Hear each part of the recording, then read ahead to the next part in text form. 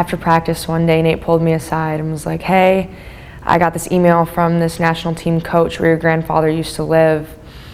Is this something you'd be maybe interested in? And I was like, I mean, yeah, sure. So he sent my information along, and then they reached out to me directly. He takes every grandkid when they before they graduate high school. So I've been once with one of my other cousins, but that's the only time I had been. We were there for about a week, and it was, I mean, beautiful, but I didn't see any of the soccer side of things. Visited a lot of family though. And he immigrated when he was like 13. They took like a couple-week boat trip over with like his whole family. There's a lot of history behind like the buildings and things like that. There's a lot of new building going on, like expanding upwards, because obviously in Ireland there's not a lot of space to go out. But yeah, beaches, a lot of like beachfront kind of walks where you can like go to like shops and things like that.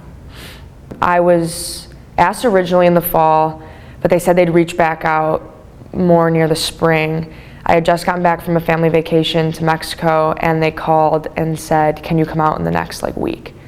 So the first week of school in January, I went out. I was there for almost a week. I played in 2 games and like 3 training sessions.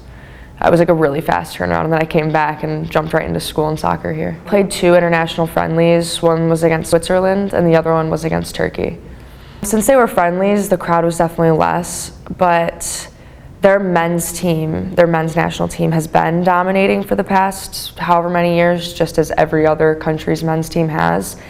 And it was kind of cool because the women's team now is kind of like taking over, and they're getting a big fan base. So there was definitely people there watching, but since they were friendlies, it was definitely more of a low-key game atmosphere.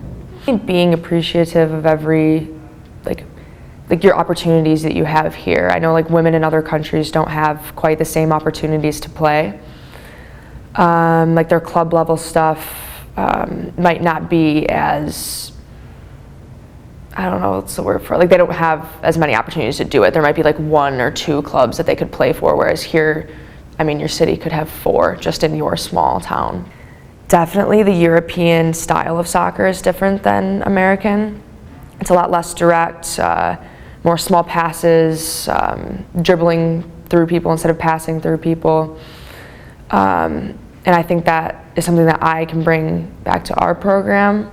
But also I felt like I gave them a different kind of style that they could bring to their program, which was the more slip balls through, direct kind of play that we do.